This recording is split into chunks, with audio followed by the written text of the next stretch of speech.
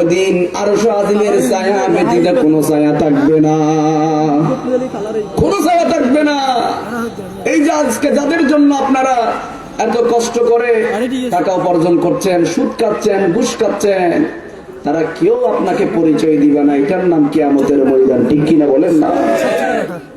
এজন্য তারাই বড় চালাক মানুষ যারা মিলাদুন নবীর মধ্যে অংশগ্রহণ করে। যদি একদিন আপনার কবুল হয়ে যায়, একটা সুবহানাল্লাহ যদি কবুল হয়ে যায়, দেখবেন কিয়ামতের ময়দানে আপনি নাজাত পেয়ে যাবেন। আর একটু মহব্বত নিয়ে বলেন সুবহানাল্লাহ। এজন্য আমাকে একটা বিষয় দেওয়া হয়েছে, স্বামী স্ত্রীর অধিকার, এগুলো যদি বলতে যায় এখন সবাই নারাজ হয়ে যাবেন। তারপরও হক কথা বলার প্রয়োজন আছে না নাই? আমার কাজ হলো বলে যাওয়া হেদায়েতের মালিককে। আমি বললাম খতামাল্লাহু আলা কুলুবিহিম, যাদের কলবের মধ্যে আল্লাহ মোহর মেরে দিয়েছেন, যত কিছু বলেন না কেন তাদের অন্তরের মধ্যে ঢুকবে না, কারণ মোহর মেরে দিয়েছেন কে? এজন্য রব্বুল আলামিন বলেন وَقَرْنَ فِي بُيُوتِكُنَّ وَلَا تَبَرَّجْنَ تَبَرُّجَ الْجَاهِلِيَّةِ الْأُولَى। হাবিব জানিয়ে দেন, আপনারা ওই সমস্ত নরনারীদেরকে জানিয়ে দেন। এখন আমরা মনে করি শুধু মেয়েদের মনে হয় পর্দা করা ফরজ, ছেলেদেরও পর্দা করার ফরজ আছে না নাই? ছেলেদের পর্দা আছে না নাই? আপনি যে ব্যাংকের মধ্যে গেলেন, ফাড়া ফাড়া প্যান করে ব্যাংকের মধ্যে গেলেন, আপনি যে বিভিন্ন উলঙ্গ দৃশ্যের মধ্যে গেলেন, শুধু মেয়েদের বেলায় আপনি বলতে থাকেন ছেলেরা যে এই সমস্ত কাপড় পরে বের হয়, তাদেরও পর্দা আছে না নাই? এই যে ফাড়া ফাড়া প্যান পরে বের হচ্ছে, বিয়ের নাম দিয়ে আপনারা 20 লক্ষ টাকা 30 লক্ষ টাকা কামিনের মধ্যে যে উল্লেখ করতেছেন, ঠিক আছে, কামিনেটা মেয়েদের একটা অধিকার। আজকে স্বামী স্ত্রীর অধিকার বলা হয়েছে, যে মেয়েদের স্বামীর পক্ষ থেকে মেয়েদের অধিকার কি? মোহর। আমার নবীজি যখন, কথাগুলো মনোযোগ দিয়ে শুনবেন, আমার নবীজি যখন মা ফাতেমাকে মওলা আলী শেরে খুদার সাথে বিবাহ দিচ্ছেন, আমার নবী বললেন, ও আমার ফাতেমা, আমি নবী চাইলে তোমাকে মক্কার বড় বড় পয়সাওয়ালাদের সাথে বিয়ে দিতে পারতাম, আমি চাইলে বড় বড় ধনী মানুষের কাছে বিয়ে দিতে পারতাম, কিন্তু তোমাকে আলীর সাথে বিয়ে দেওয়ার কারণ হলো আলীর মধ্যে যেই গুণগুলো রয়েছেন, যেই বৈশিষ্ট্যগুলো রয়েছেন, এইগুলার কারণে তুমি ফাতেমা আলীর জন্য সবচেয়ে গুরুত্বপূর্ণ।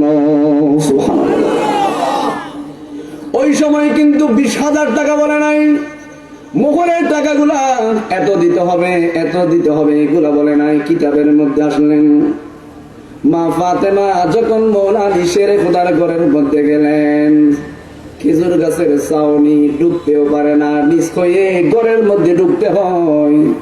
এইভাবে জীবন যাপন করার কারণে আল্লাহ রাব্বুল আলামিন ওই পরিবারের মধ্যে বরকত যিনি দিবেন বলেন তিনি কে? এখন আপনারা তো 30-40 লাখ টাকা মোহরানা দিচ্ছেন,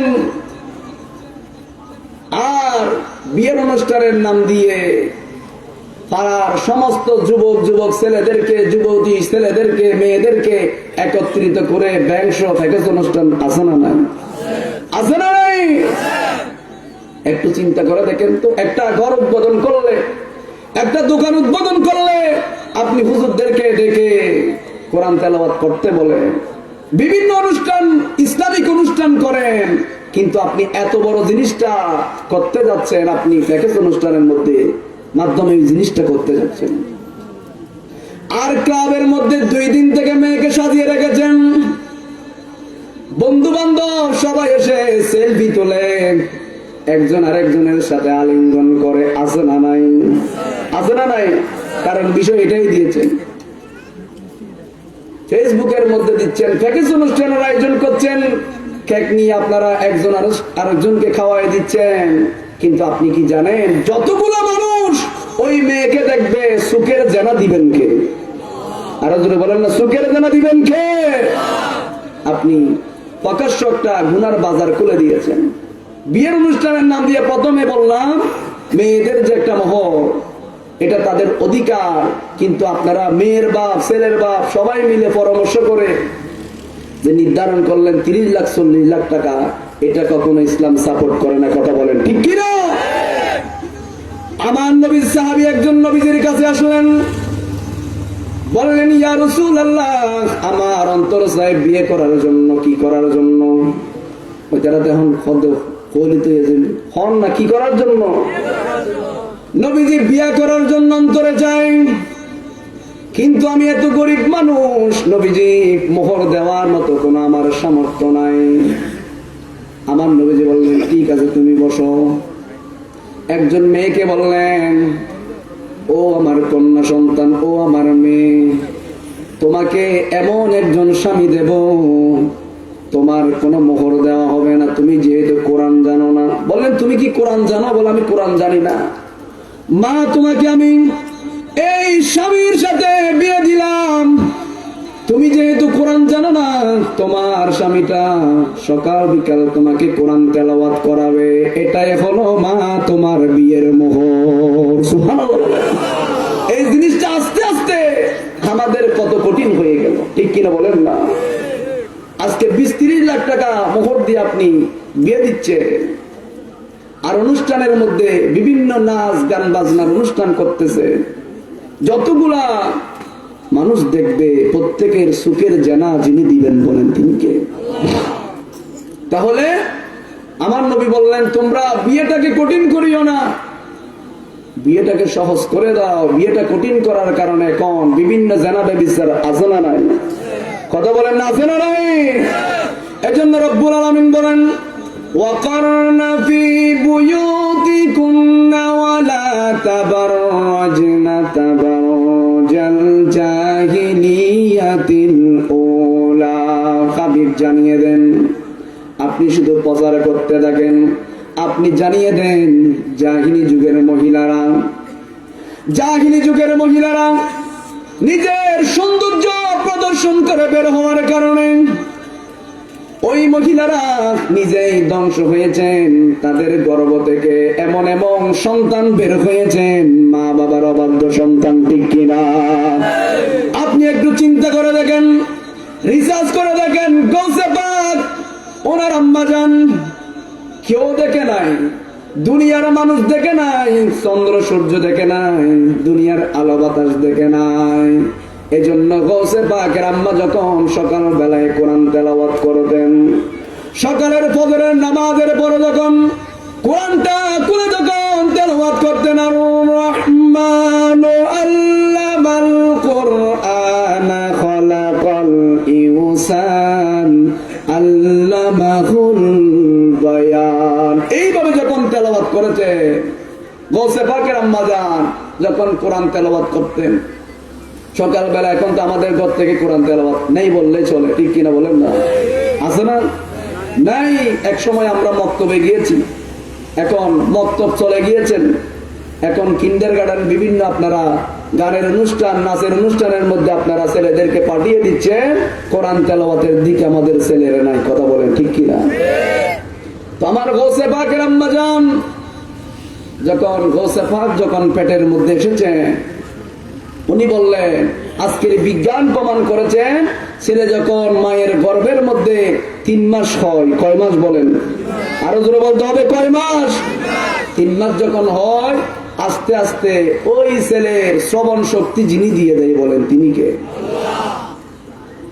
আমার গৌসে পাকের আম্মা জান যখন সকাল বেলায় কোরআন তেলাওয়াত করা যখন শুরু করলেন, নামাজ আদায় করলেন, যখন কোরআনটা তেলাওয়াত করা শুরু করলেন, মায়ের গর্ভের মধ্যে বসে বসে গৌসে পাক 18 পারা কোরআন মুখস্থ করে নিয়েছে।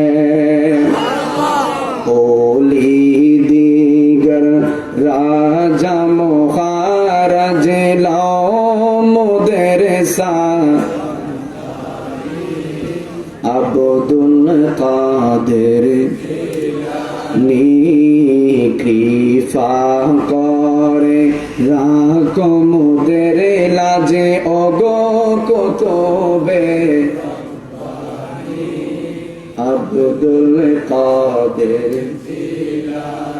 ওয়াহাবি নজদির ফিতনায় পড়ে যায় বুঝি মোদের ঈমান কাফের বেদিন অত্যাচারে বড়ই মোরা পেরেশান বড়ই মোরা শান পঞ্জতানের দোহাই তোমায় করো মুশকিল আসানি।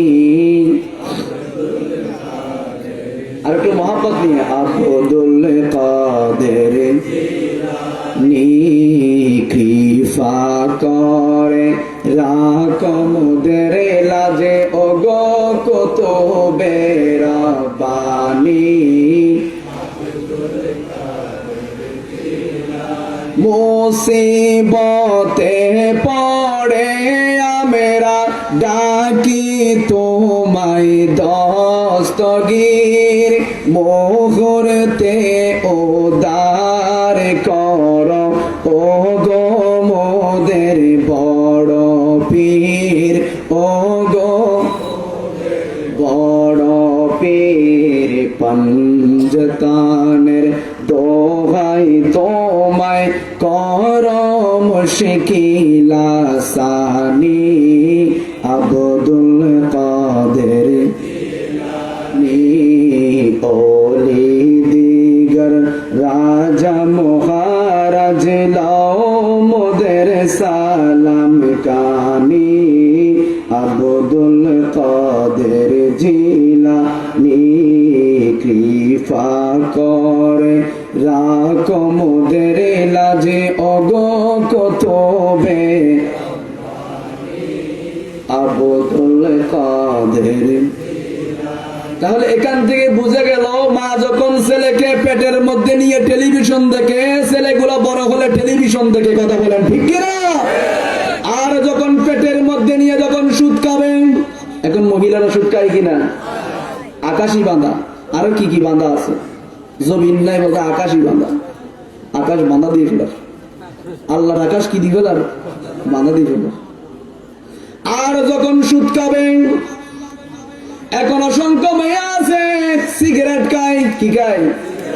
বেশি বেশি আছে তো ইউনিভার্সিটি, আবার ভালো মানুষও আছে শিল্পকলার মধ্যে, আছে না নাই?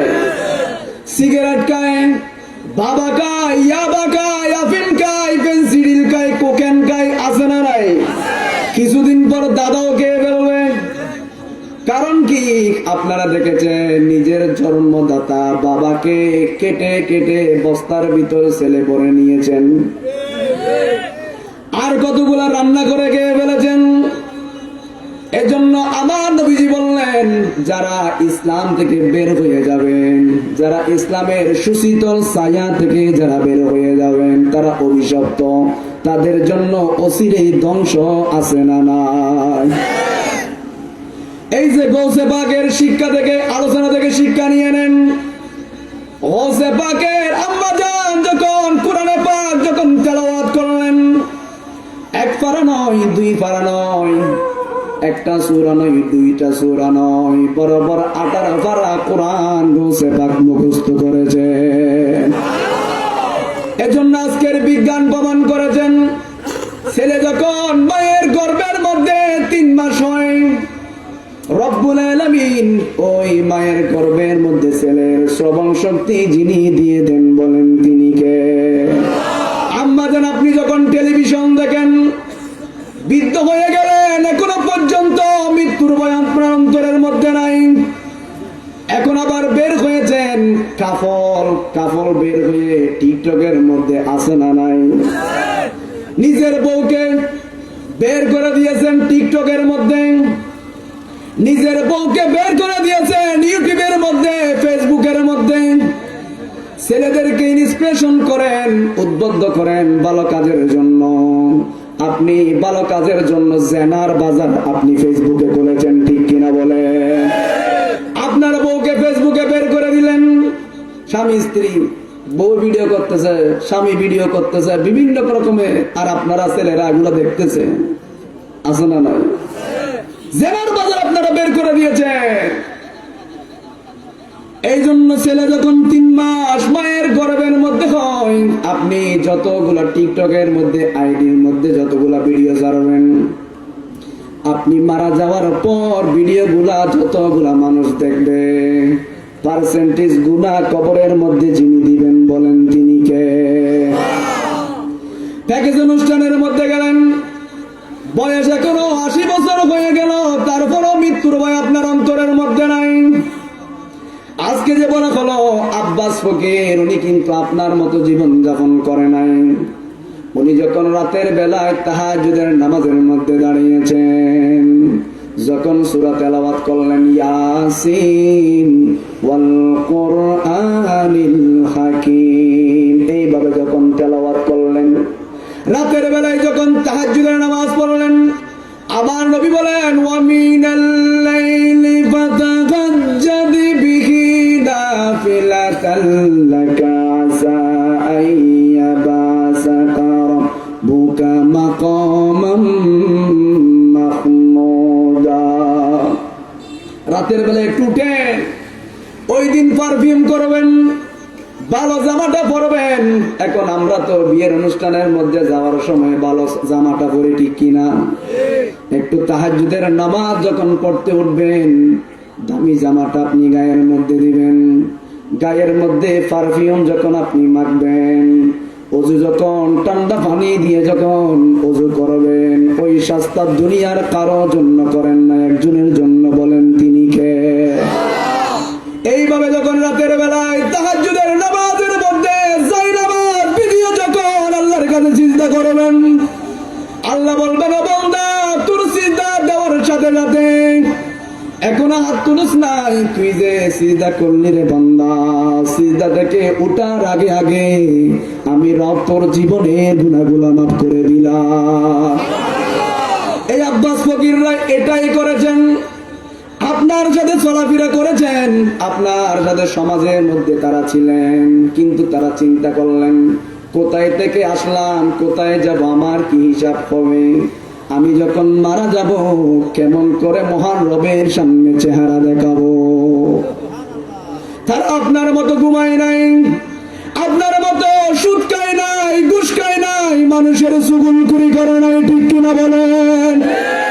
রাতের বেলায় দাঁড়ালেন, তাহাজ্জুদের নামাজ পড়ে আল্লাহর কাছে হাত তুলে দিয়েছেন, রব্বানা যালামনা আনফুসানা ওয়া ইল্লাম তাগফির লানা ওয়া তারহামনা লানাকুলান্না মিনাল। এইভাবে যখন হাত তুলে দিয়েছেন, এজন্য আমার নবী বলে 2টা চোখের পানি সবচেয়ে বড় দামি। কয়টা? আর একটু জোরে বলেন, কয়টা?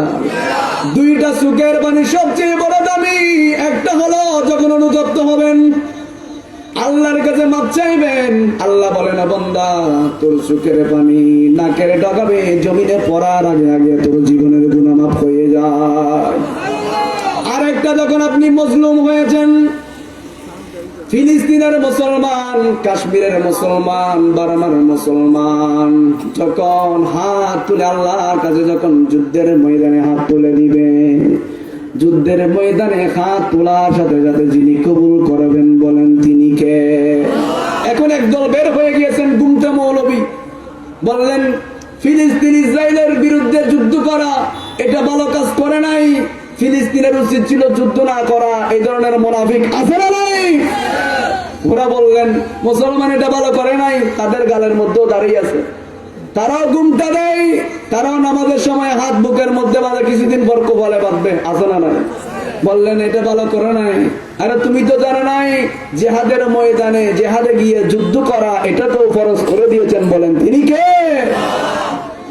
সুন্নতি নয় শুধু দাওয়াতের মেহমান, সুন্নতি নয় শুধু খাওয়া শেষ মধুপান, আর কিছু সুন্নাত আছে তুমি জানো কি, জানলে তা জীবনে কখনো তা মানো কি।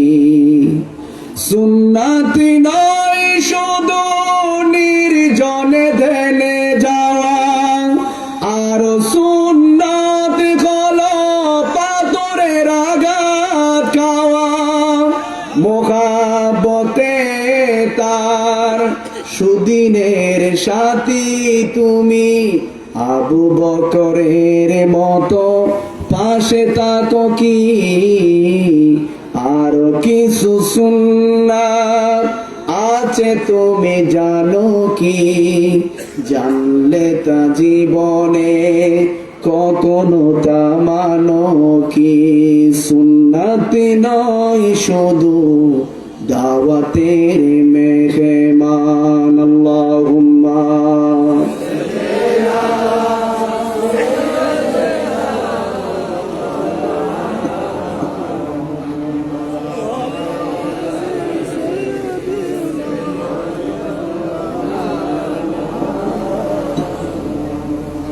তখন ওই যে ফিলিস্তিনের মুসলমান যখন জিহাদের ময়দানে যখন হাত তুলবে, হাত তোলার সাথে সাথে যিনি কবুল করবেন বলেন তিনি কে? এজন্য আব্বাস ফকির উনি যখন রাতের বেলায় তাহাজ্জুদের নামাজ পড়ে যখন এভাবে হাত তুলেছেন, আল্লাহ বলেন তোর হাত আমি আল্লাহর হাত হয়ে গিয়েছেন, তোর জবানটা আমি আল্লাহর জবান হয়ে গিয়েছেন।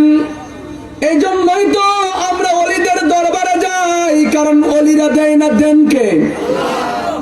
উসিলা ধরে যখন দোয়া চাইবেন, ও আল্লাহ আব্বাস ফকির তো আপনার দরবারে কবুল হয়েছেন, মালিক আপনি তো হাদিসে কুদসির মধ্যে বলে দিয়েছেন আব্বাস ফকিরের হাত আপনার হাত হয়ে গিয়েছেন, জবান আপনার জবান হয়ে গিয়েছেন।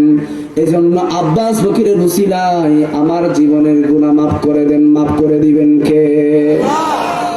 এজন্য রব্বুল আলামিন বলেন আলা ইন্না আউলিয়া আল্লাহি লা খাউফুন আলাইহিম ওয়া লা হুম ইয়াহজানুন। তাদের কোনো চিন্তা নাই, ভয় নাই, তাদের দায়িত্ব যিনি নিয়েছেন বলেন তিনি কে?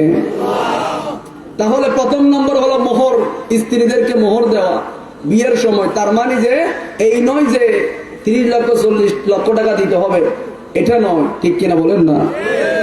দ্বিতীয় নম্বর হলো, হুজুর মনে হয় আগেই হলো, দ্বিতীয় নম্বর হলো স্ত্রীদের আপনার স্বামীর সামর্থ্য অনুযায়ী স্ত্রীর জন্য কাপড়ের ব্যবস্থা করা, আহারের ব্যবস্থা করা, ভরণ পোষণের ব্যবস্থা করা। 2 নম্বর। কত নম্বর? একটু শুনে যান, কয় নম্বর? 2 নম্বর। কাপড়ের ব্যবস্থা, স্বামীর সামর্থ্য আছে 10 বা 1000 টাকা দিয়ে কিনে দেওয়ার জন্য, স্ত্রী যদি 10,000 টাকার কাপড় চায়, এটা কখনো মানা যাবে না। কথা বলে ঠিক কিনা? কারণ এসেছে যে সামর্থ্য অনুযায়ী আপনার স্বামী রিক্সা চালায়, আপনি যদি বড় লোকের মেয়েদের মতো 20,000 টাকার কাপড় দাবি করেন, এটা কখনো ইসলাম সাপোর্ট করে? আর জোরে বলেন না, সাপোর্ট করে?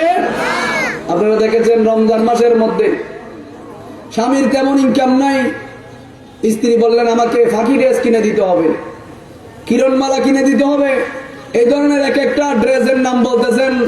স্বামী যখন দিতে পারে নাই, ওই স্ত্রী গলার মধ্যে ওড়না পেঁচিয়ে আত্মহত্যা করেছেন। জোরে বলুন নাউজুবিল্লাহ। এই সমস্ত মেয়েদের কথা বলা হয় নাই।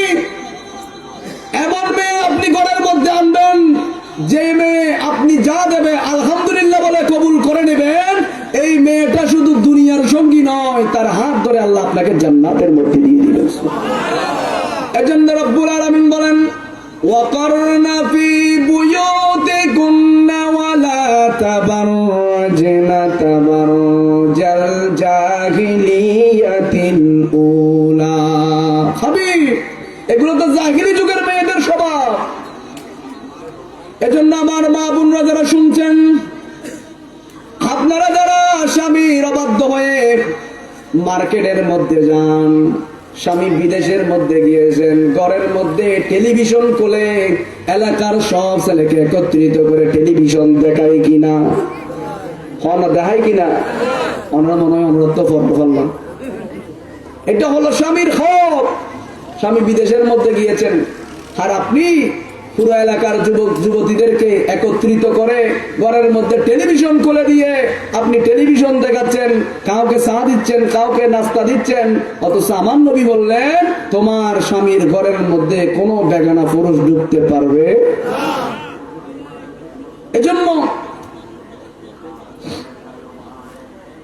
আমার নবীজি বলে দিয়েছেন,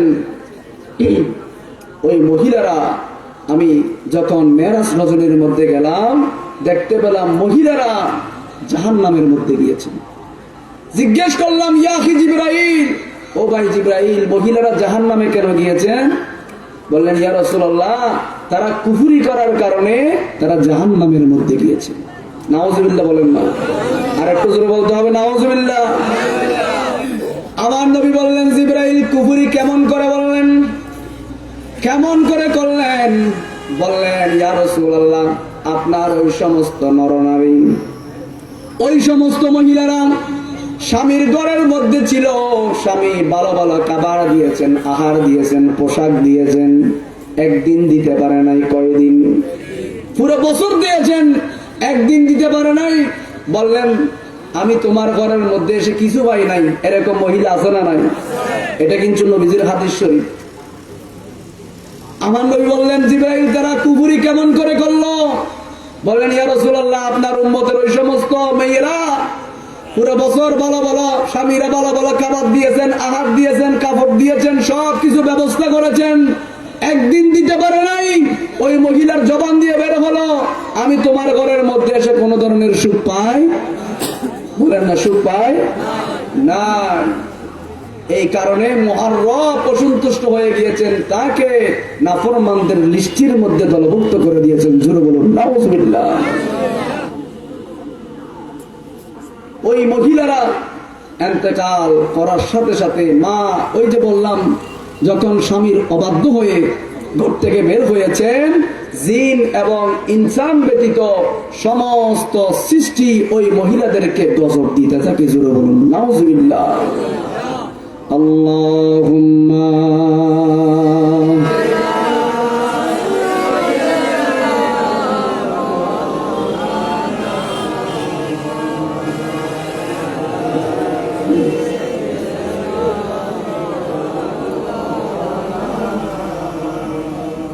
তাহলে আমার মা বোনরা যারা স্বামীদেরকে না বলে বাজারের মধ্যে যায়, বিভিন্ন কাজের মধ্যে যায়, হাদিসের মধ্যে আসলো, জিন এবং ইনসান ব্যতীত যত সৃষ্টি আল্লাহ পৃথিবীর মধ্যে দিয়েছেন সবাই অভিশাপ দিতে থাকে। রাতের বেলায় যদি বের হয়, সকাল পর্যন্ত সমস্ত সৃষ্টি ওই মহিলাদেরকে অভিশাপ দিতে থাকে। জোরে বলুন নাউজুবিল্লাহ। আব্দুর রহমান সফুরি নুজহাতুল মাজালিস কিতাবের মধ্যে বর্ণনা করেছেন, একজন মা নিজের ছেলে যখন অসুস্থ হয়ে যায়, মায়ের জন্য ছেলের ভালোবাসা আছে না নাই? কেমন মায়ের কথা আমার নবী বললেন। আমার নবী যখন যুদ্ধের ময়দানের মধ্যে যাবেন, ইন দ্য মিন টাইম আমার নবীর মায়ের কবর, আমার নবী সাহাবীদেরকে বললেন, ও আমার সাহাবায়ে কেরাম, এটা হলো আমার মা আমেনার কবর। সুবহানাল্লাহ বলেন। তোরা দেখে যা আমেনা মায়ের, তোরা দেখে যা মধু পূর্ণিমারি সেটা ছাদু দলে, যেন ওষার কোলে রাঙা রবি দোলে। তোরা দেখে যা লে, তোরা দেখে যা। আমার নবী বললেন, এটা আমার মা আমেনার খবর, আমি জিয়ারত করব। এখন জিয়ারত কেউ বেদাত বলে আছে না নাই? আমার নবী বললেন, এটা আমার মা আমেনার খবর, আমি নবী জিয়ারত করব। আমার মা আমেনা, আমার দেহের এমন কোন জায়গা নাই দুই ঠোঁট দিয়ে চুমা দেয় নাই, দুই ঠোঁট দিয়ে চুমা দেয় না, আমি জিয়ারত করব। আমার নবী এই বলে জিয়ারত করা শুরু করলেন। আমার নবীর মা আমেনার কবরের জিয়ারত যখন নবী ছোটবেলার দৃশ্যগুলো নবীজি অন্তরের মধ্যে লালন করে চোখের মধ্যে ভাসিয়ে তুললেন। আমার মা আমেনা আমার মাথার মধ্যে জাইতুনের তেল দিতেন। আমার মা আমেনা দেহের এমন কোন জায়গা নাই দুই ঠোঁট দিয়ে চুমা দেয় না। আমি আমার মাকে সেবা করতে পারি নাই। আমি যখন বড় হলাম, ছোট অবস্থায় আমার মা আমেনা ইন্তেকাল করে মারা গিয়েছেন, আমি সেবা করতে পারি নাই। এই দৃশ্যগুলো মনে করে করে করে আমার নবী কান্না করতে লাগলেন। সাহাবায়ে কেরামও কান্না করতে শুরু করলেন। জিয়ারত শেষ, আমার নবী বললেন, ও আমার সাহাবায়ে কেরাম, তোমরা কেন কান্না করছো? বললেন, ইয়া রাসূলুল্লাহ, আপনি মায়ার নবী, কান্না করলে আমরা সহ্য করতে পারি না। আপনি রহমাতুল লিল আলামিন, ছোট বাচ্চার মতো এত কান্না করছেন, আমরা কেমনে ধৈর্য ধরবো? এজন্য কান্না করেছি।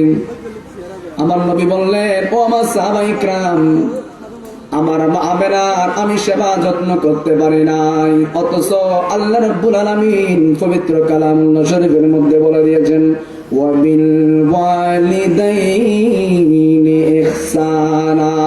যত ধরনের ইহসান আছে, যত সুন্দর ভাষা আপনি জানেন, যত সুন্দর কথা আপনি বলতে পারেন, মা এবং বাবার জন্য করেন, খুশি হয়ে যাবেন কে? আল্লাহ খুশি হয়ে যাবে। আমার নবীজি একদিন বললেন, ও আমার সাহাবায়ে কেরাম, মায়ের চেহারার দিকে তাকাও, কবুল হজের সওয়াব হয়ে যাবে। হযরতে আনাস বললেন, নবীজি, আমি যদি আমার মায়ের চেহারার দিকে যদি একবার তাকাই, একটা কবুল হজের সওয়াব। আমি যদি 100 বার তাকাই, তাহলে কি 100টা কবুল হজের সওয়াব হয়ে যাবে নাকি? সুবহানাল্লাহ। কেমন আনাসের কথা আমার নবী বললেন।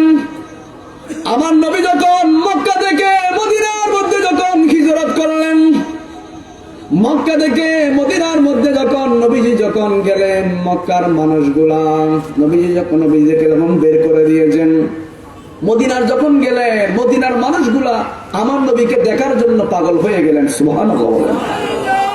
আমার নবীর চেহারা কত সুন্দর ছিলেন, আমার নবীকে দেখার জন্য সবাই চলে আসলেন। আমার নবীজিকে দেখার জন্য সবাই চলে আসলেন, সবাই হাত দিয়ে দিচ্ছেন। আনাসের আম্মা জান আনাসকে হাতে ধরে নবীজির দরবারে যখন আসলেন, দেখা যাচ্ছে সবাই নবীকে হাত দিয়ে দিচ্ছেন। সবাই নবীকে কি দিচ্ছেন? আর একটু জোরে বলেন না, কি দিচ্ছেন? হাত দিয়ে দিচ্ছেন। আনাসের আম্মা জান বললেন, আমার তো দেওয়ার মতো কিছু নাই। তখন আনাসকে হাতের মধ্যে ধরে নবীজির দরবারের মধ্যে দিয়ে বললেন, নবীজি, আমার আনাস, ছোট্ট আনাসকে আপনার দরবারের মধ্যে হাদিয়া দিয়ে দিলাম। সুবহানাল্লাহ। ইয়া রাসূলুল্লাহ, আমার আনাসকে আপনার দরবারের মধ্যে হাদিয়া দিলাম। নবীজি, আপনি যখন ওযু বানাবেন, আপনার ওযুর পানিগুলো আমার আনাস নিয়ে দিবেন। সুবহানাল্লাহ। আপনি যখন মিসওয়াক করবেন, নবীজি আবার ছোট্ট আনাস, আপনার মিসওয়াকটা আমার আনাস এনে দিবেন। সুবহানাল্লাহ বলেন। আনাস এনে দিবেন। ওই আনাস বললেন, নবীজি, আমি যদি মায়ের চেহারার দিকে 100 বার তাকাই, তাহলে কি আল্লাহ আমাকে 100টা কবুল হজের সওয়াব দিবে? সুবহানাল্লাহ বলেন। আমার নবীজি বললেন, ওয়াল্লাহ, আল্লাহর কসম, একবার নয়, দুইবার নয়, 100 বার নয়, 200 বার নয়, 1 কোটি বার যদি তাকাও, আনাস, প্রতিটা নজরে নজরে যিনি মকবুল হজের সওয়াব দিবেন, বলেন তিনি কে? এজন্য আল্লাহ রাব্বুল আলামিন বলেন, ইবাদত হবে একজনের জন্য, বলেন তিনি কে? আর যত ধরনের ইহসান আছে, ভালো আচরণ করতে হয়, সবগুলা মা এবং বাবার জন্য করেন, খুশি হয়ে যাবেন কে? ওইটা আমি বলতেছিলাম, আব্দুর রহমান সুফুরি নুজহাতুল মাজালিস ওই কিতাবের মধ্যে এই ঘটনাটা এনেছেন। ছেলে যখন অসুস্থ হয়ে গেলেন, মা মানত করলেন, আমার ছেলে যদি সুস্থ হয়ে যায়, তাহলে আমি 7 দিন পৃথিবী থেকে চলে যাব। কয়দিন? অনুরাগকে চালি কেন? মানুষ তো আইব না, কষ্ট করার অনুরোধ হুজুর আইলে শেষ করে দিন। হুজুর তো আই গিয়ে হুজুর একটু রেস্ট বিশ্রাম লেবেলে বা কিছু খাইবার লাগে, ভাত খাইবার লাগে, হুজুর আইলে শেষ করে দিন। কয়দিনের জন্য চলে যাবেন? আর একটু আস্তে করে বলেন, কয়দিনের জন্য? মানত করলেন, মা মানত করলেন, আমার ছেলে যদি সুস্থ হয়ে যায়, আমার মহাব্বতের ছেলে যদি সুস্থ হয়ে যায়, আমি মা মানত করলাম 7 দিনের জন্য পৃথিবী থেকে চলে যাব। দেখা যাচ্ছে ছেলে ভালো হয়ে গেলেন, আল্লাহ ছেলেকে ভালো করে দিয়েছে। উনি এখন কবর খনন করলেন, 7 দিনের জন্য কবরে চলে যাবেন।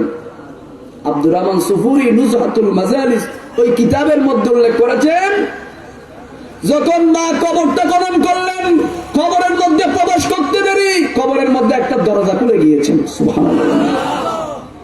উনি হাঁটতে লাগলেন, হেঁটে হেঁটে কিছু দূর যখন গেলেন, দেখা যাচ্ছে একটা মহিলা, ওই মহিলাকে কতগুলা পাখি এসে এসে পাখির ডানা দিয়ে দিয়ে বাতাস করছে। সুবহানাল্লাহ। উনি জিজ্ঞেস করলেন, তুমি এমন কি করলে যার কারণে রব্বুল আলামিন তোমাকে পাকার ব্যবস্থা করে দিয়েছেন?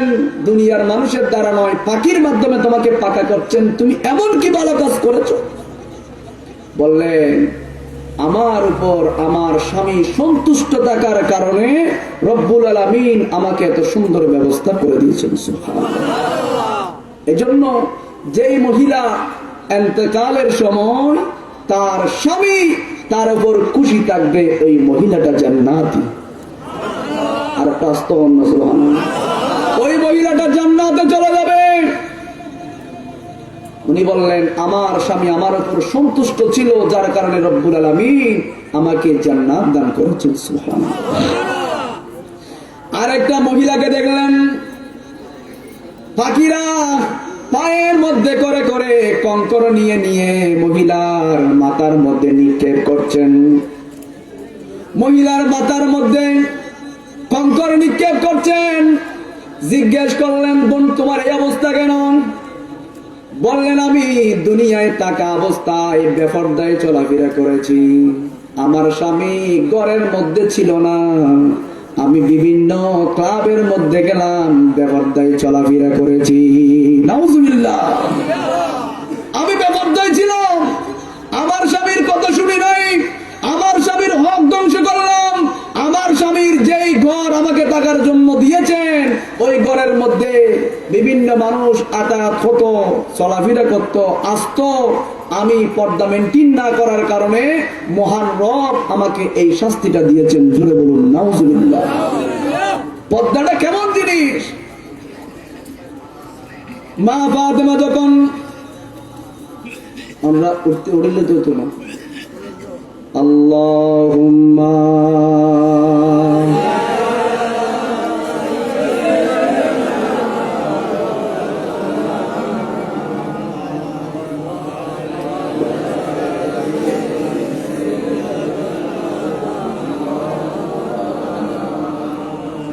মদিনা মদিনা আশিক মুমিনের ঠিকানা, বলুন মদিনা।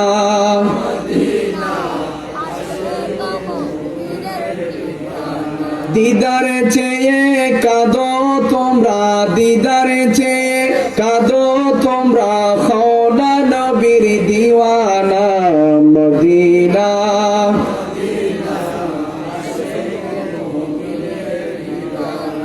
বলুন মদিনা মদিনা আশিক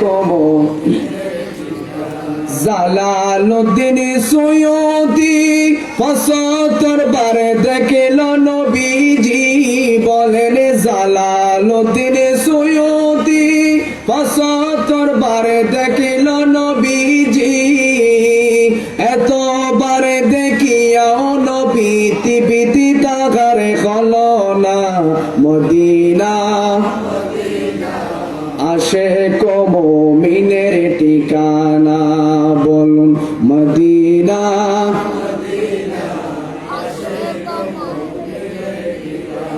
মুমিনদের ঠিকানা মদিনা, কথা বলেন ঠিক কিনা? ইন্নাল ঈমান লা ইয়ারজুহা ইলাল মদিনা, নিশ্চয় নিশ্চয় ঈমানদারের ঈমান মদিনার দিকে ছুটতে থাকে, কথা বলেন ঠিক কিনা?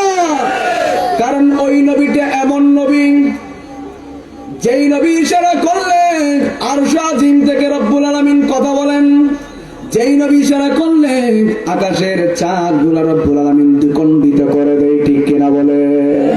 ওই নবী যখন মক্কার অলিতে গলিতে হাঁটতেন, পায়ের নিচে পাথর থাকলেও মোমের মতো গলায় দিতেন। বলেন তিনি কে? ওই নবী এখনো আছে না নাই? নাকি নবী মারা গিয়েছেন? নাউজুবিল্লাহ, মরে গিয়েছেন না জীবিত আছে?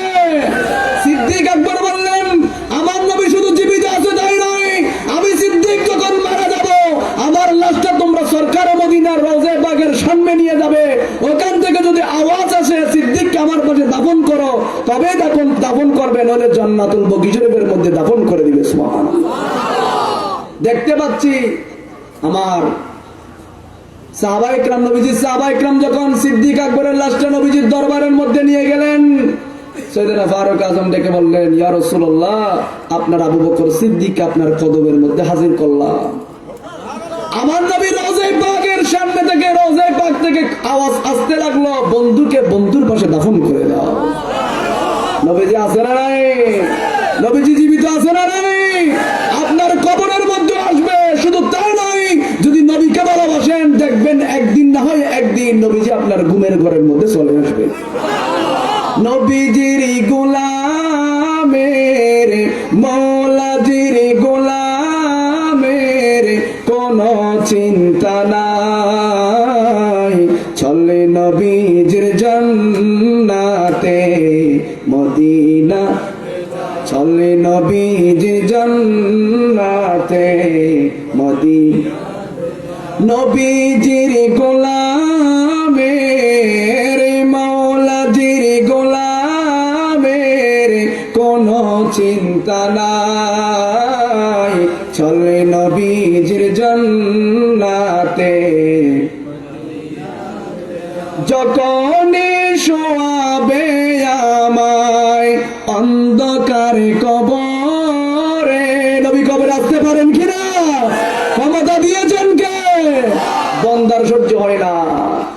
যখন শোয়াবে আমায় অন্ধকারে কবরে, দয়া করে তাকিবেন নবী আমারি কবরে, পাইলে তোমারে নবী আমার চিন্তা নাই, চলে নবীজির জান্নাতে, চলে নবীজির জান্নাতে মদিনা।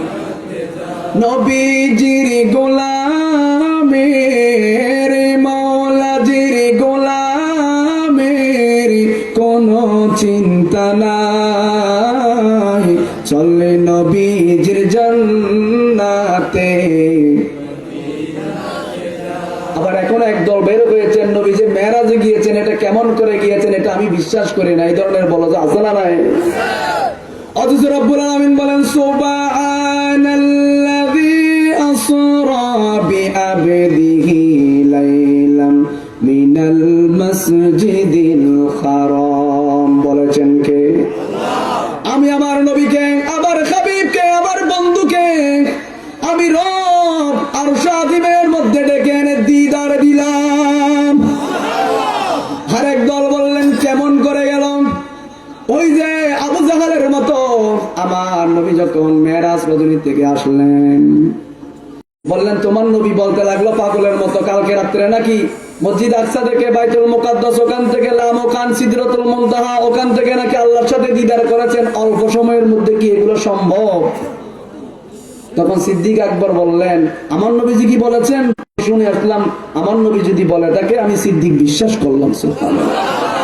এই যে বিশ্বাস করার নাম, দলিল ছাড়া বিশ্বাস করার নাম সিদ্দিক আকবর। কথা বলেন ঠিক কিনা?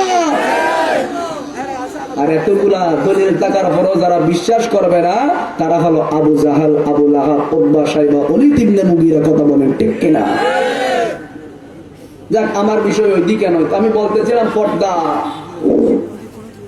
নারে তাকবীর, আল্লাহু আকবার, নারে রিসালাত, ইয়া রাসূলুল্লাহ, নারে গাউসিয়া, ইয়া গাউসুল দস্তগীর, আহলে সুন্নাত ওয়াল জামাত জিন্দাবাদ, জিন্দাবাদ। প্রধান ওয়াইজের আগমে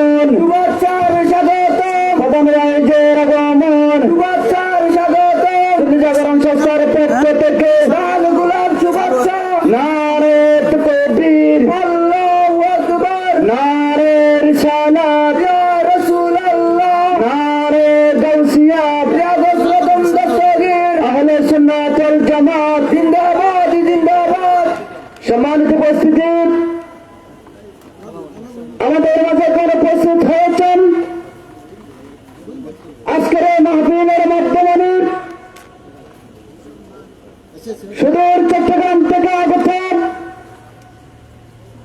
জামিয়া আহমদিয়া সুন্নিয়া কামিল মাদ্রাসার সুনামধন্য মুফতি ফখরুল আলম শামসুল হতানাত হযরতুল আল্লামা জনাব হযরত মাওলানা আল্লামা আবুল হাসান মোহাম্মদ কামাল রজবী সাহেব, আল্লামা আবুল হাসান মোহাম্মদ কামাল রজবী সাহেব হুজুরকে অত্র সংগঠনের পক্ষ থেকে আন্তরিক অভিনন্দন ও মোবারকবাদ জানাচ্ছি।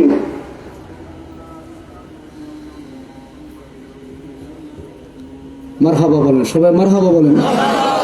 আলহামদুলিল্লাহ, আমাদের মাঝে এসে উপস্থিত হয়েছেন এসে খ্যাত দিনী শিক্ষা প্রতিষ্ঠান জামিয়া আহমদিয়া কামিল মাদ্রাসার সম্মানিত ফকি উস্তাজুল উলামা, আমার উস্তাজ উপস্থিত হয়েছেন, অসংখ্য আলেমের উস্তাদ।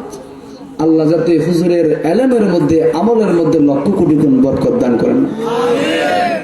কারণ মাঠে ময়দানে আজকে আমি অনেক আলোচনা শুনলাম বিভিন্ন আলেমের মুখে, হুজুরের আলোচনাগুলো শুনে শুনে ওয়াজ করে যেরকম অনেক মানুষ আছে, আলেম আছে, এগুলোও যারা এমনি বিভিন্ন আলোচনা করেন এগুলোর চাইতে হুজুর যেগুলো আলোচনা করেন দলিল ভিত্তিক, কোরআন হাদিস ভিত্তিক, কোনো বানোয়াটি কোনো কথা নয়। আল্লাহ যাতে হুজুরের আমলের মধ্যে এলেমের মধ্যে সন্তানরা এই ধরনের হচ্ছে কেন,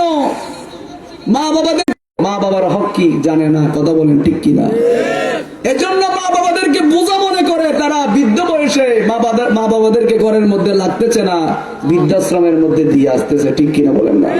অথচ আমার নবী বললেন মায়ের চেহারার দিকে বাবার চেহারার দিকে তাকাও, কবুল হজের সওয়াব দিবেন কে? আমি বলতেছিলাম ওই মহিলা পাখি তার মাথার মধ্যে কঙ্কর নিক্ষেপ করছেন, স্বামী অবাধ্য হওয়ার কারণে, বেপরোয়া চলার কারণে পাখি করছে। উনি যখন 7 দিন পর কবর থেকে উঠলেন তখন ওই স্বামীকে বললেন তোমার স্ত্রীকে তো কবরের মধ্যে এইভাবে আযাবের মধ্যে দেখলাম। তখন স্বামী বললেন আমি আমার স্ত্রীকে মাফ করে দিলাম। আর একটু আসতে বলেন না সুবহানাল্লাহ। এই যখন মাফ করে দিলাম এই কথাটা বললেন, ওই মেয়েটা এরপরে স্বপ্নের মধ্যে দেখলেন ওনাকেও রব্বুল আলামিন জান্নাতবাসী করে দিয়েছেন। সুবহানাল্লাহ। এজন্য রব্বুল আলামিন বলেন ওয়াকারনা ফি বুয়ুতিকুন্না ওয়ালা তাবাররাজনা তাবারুজাল জাহিলিয়াতিল উলা। এইভাবে যখন আপনারা জাহিলি যুগের মহিলাদের মতো আচরণ করবেন তখন আপনাদের স্থান, আপনাদের গর্ভ থেকে ইয়াবা ব্যবসায়ী বের হবে, ঠিক কিনা? আপনাদের গর্ভ থেকে মাদকাসক্ত সন্তান বের হবে, আপনাদের গর্ভ থেকে নাস্তিক আসাদুরের মতো সন্তান বের হবে, তসলিমা নাসরিনের মতো সন্তান বের হবে, মেয়ে বের হবে, যারা বলবে আজান আমার ভালো লাগে না, ঠিক কিনা বলেন না? এ ধরনের আছে না নাই? বাসখালীর মধ্যে এক কুলাঙ্গার বললেন আমার নবীজির সামনে কত বেয়াদবি করলেন। এগুলো ওই ফ্যামিলির সন্তান যাদের মা বাবা এই ধরনের বেশ্যা বেহায়াপনার মতো চলাফেরা করেছেন, নতবা তার সন্তান দিয়ে এই ধরনের বিদ্বেষী, ইসলাম বিদ্বেষী, কোরআন বিদ্বেষী কেনা বের হচ্ছে, ঠিক কিনা বলে? ওই সমস্ত মেয়েদের গর্ভ থেকে বের হবে যারা পর্দা করবে না। যারা পর্দা করবে তাদের গর্ভ থেকে এই যে আব্বাস ফকিরের মতো সন্তান বের হবে। যারা হাত তুলতে দেরি, মা যখন কবরের মধ্যে, যারা হাত তুলতে দেরি মা বাবার কবরের আযাব মাফ হয়ে যাবে। আল্লাহ এই ধরনের সন্তান আমাদের প্রত্যেকের ফ্যামিলিতে দান করুক, আমিন। পরিশেষে আমি শুকরিয়া জ্ঞাপন করতেছি, আমি গত বছরও আসলাম এই মাহফিলের মধ্যে। আল্লাহ এই মাহফিলের সদস্য যতগুলো রয়েছেন প্রত্যেককে এই মাহফিল আজীবন ধরে রাখার তৌফিক দান করুক। আল্লাহ পাক রব্বুল অসংখ্য মানুষ, আমি যখন শুরু করছিলাম কয়েকজন ছিল, আলহামদুলিল্লাহ অসংখ্য মানুষ এসেছেন। আমি অনুরোধ করবো, আমার হুজুরের আলোচনা অত্যন্ত সারগর্ভ আলোচনা, কোরআন হাদিসের দলিল ভিত্তিক আলোচনা। আপনারা লাস্ট পর্যন্ত থাকবেন তো ইনশাআল্লাহ? বলেন না, থাকবেন তো? আল্লাহ আমাদের প্রত্যেকের হাজিরিকে কবুল করুক, আমিন। ওয়া আখিরু দাওয়ানা আলহামদুলিল্লাহি রাব্বিল আলামিন। আসসালামু আলাইকুম ওয়া রাহমাতুল্লাহি ওয়া বারাকাতুহু।